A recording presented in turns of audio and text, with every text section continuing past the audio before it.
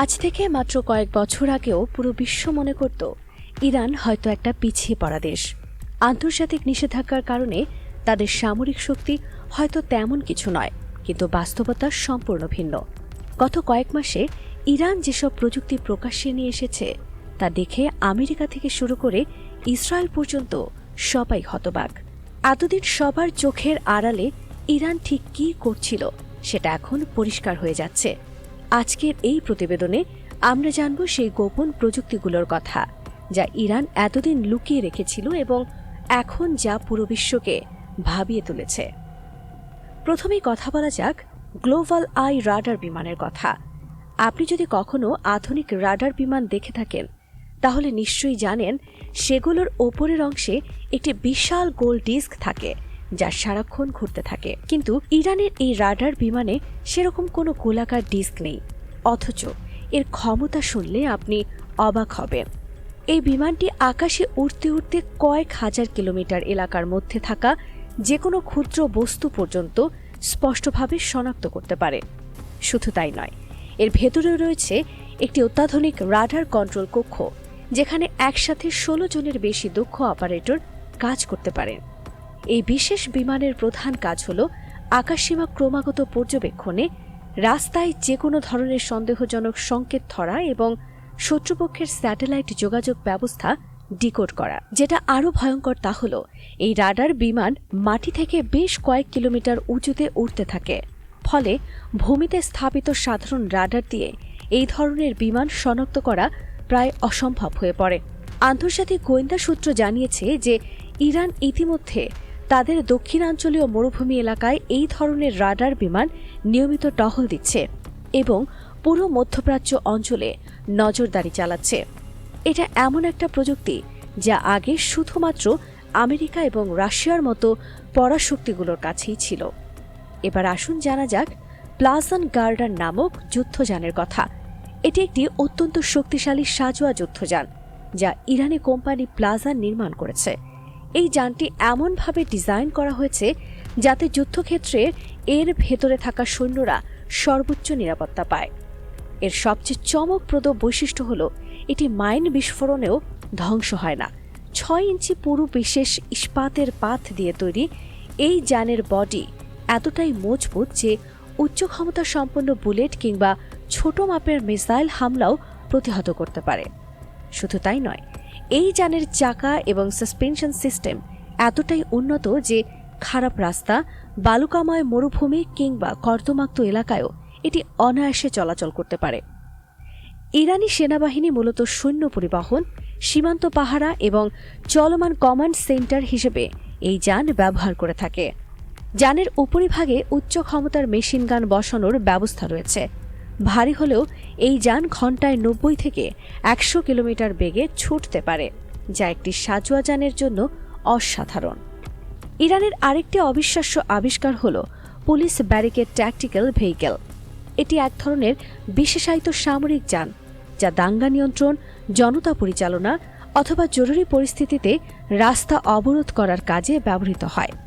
এই যানের সবচেয়ে চমকপ্রদ দিক হল এটি নিজেই ব্যারিকেড বহন করে চলে এবং মাত্র কয়েক সেকেন্ডের মধ্যে সেই ব্যারিকেড স্থাপন করে ফেলতে পারে।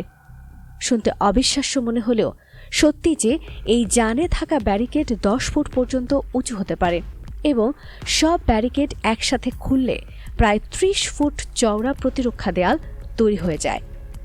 দেখতে সাধারণ মনে হলেও এই ব্যারিকেড 40 টন পর্যন্ত ওজন সহ্য করতে সক্ষম।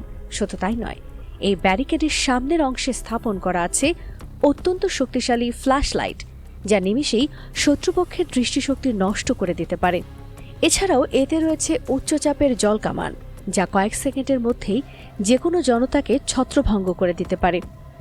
এই ধরনের প্রযুক্তি বিশেষভাবে শহুরে যুদ্ধ বা দাঙ্গা পরিস্থিতিতে অত্যন্ত কার্যকর বলে বিশেষজ্ঞরা মনে করছেন।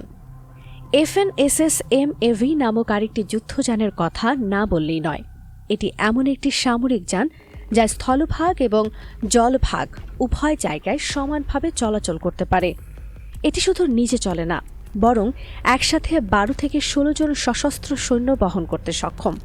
দেখতে ছোটখাটো ট্যাঙ্কের মতো মনে হলেও এটি মূলত একটি উন্নত এমফিভিয়াস যুদ্ধযান। জলে এটি ঘন্টায় ৪৫ কিলোমিটার এবং স্থলে ঘন্টায় ৯০ কিলোমিটার বেগে ছুটতে পারে। যানের উপরিভাগে আধুনিক সেন্সর, মেশিনগান এমনকি স্বল্প পাল্লার মিসাইল ব্যবস্থাও সংযুক্ত করা থাকে। এই ধরনের উভচর যুদ্ধযান ইরানের কাছে অনেক আগে থেকেই আছে এবং বিভিন্ন সামরিক প্যারেডে এগুলো নিয়মিত প্রদর্শিত হয়। এবার আসা যাক ক্রোনোস সাবমেরিন প্রসঙ্গে। এটি একটি ক্ষুদ্র আকারের কিন্তু অত্যাধুনিক ডুবোজাহাজ, যা একটানা ৩ দিনেরও বেশি সময় ধরে পানির গভীরে থেকে নজরদারি চালিয়ে যেতে পারে। এটি মূলত সমুদ্রতলে শত্রুপক্ষের গোপন ঘাঁটি বা স্থাপনায় গোপন নজরদারি চালানোর জন্য নির্মিত হয়েছে। এটি পানির কয়েক হাজার ফুট গভীরে ডুবে গিয়ে তথ্য সংগ্রহ করতে পারে। ছোট হলেও এর ভেতরে ৪ জন দক্ষ নৌসেনা কর্মী অবস্থান করতে পারেন। এতে এমন গোপন প্রযুক্তি ব্যবহার করা হয়েছে যা পানির নিচে থাকা শত্রুপক্ষের সোনার বা অন্যান্য সংকেত শনাক্তকরণ যন্ত্রকে ফাঁকি দিয়ে শত্রু ঘাঁটিতে প্রবেশ করতে পারে। আকসাম নামক স্পিড বোট ইরানের আরেকটি মারাত্মক সামরিক সম্পদ। এটি এক বিশেষায়িত দ্রুতগামী জলযান যা সমুদ্র বা নদীতে নিরাপত্তা কাজের জন্য তৈরি করা হয়েছে। সমুদ্রে প্রায়শই চোরাচালান, জলদস্যুতা বা আকস্মিক হামলার ঝুঁকি থাকে। ইরান এই বোটটিকে এমনভাবে ডিজাইন করেছে যেন এটি একই সাথে অত্যন্ত শক্তিশালী এবং দ্রুতগামী হয়। এর বডি শুধু বন্দুকের গুলি নয়, বরং ছোট মাপের মিসাইল আঘাতও সহ্য করতে সক্ষম। এটি জলে ঘন্টায় ৯০ থেকে ১২০ কিলোমিটার বেগে ছুটতে পারে, যা অত্যন্ত দ্রুতগতি। এর উপরিভাগে রাডার সংকেত গ্রাহক এবং মেশিনগান স্থাপন করা থাকে। এই ধরনের স্বয়ংক্রিয় যুদ্ধবোট শত্রুপক্ষের যুদ্ধজাহাজের জন্য অত্যন্ত বিপজ্জনক হতে পারে, কারণ এতে কোনো মানুষ না থাকায় এগুলো আত্মঘাতী হামলা পরিচালনা করতে পারে। প্রশ্ন হলো, ইরান কিভাবে এত উন্নত প্রযুক্তি তৈরি করল যখন তাদের উপর দীর্ঘদিন ধরে কঠোর আন্তর্জাতিক নিষেধাজ্ঞা চলছে? বিশেষজ্ঞরা মনে করেন ইরান তাদের দেশীয় ইঞ্জিনিয়ার এবং বিজ্ঞানীদের মাধ্যমে রিভার্স ইঞ্জিনিয়ারিং পদ্ধতিতে এসব প্রযুক্তি উন্নত করেছে।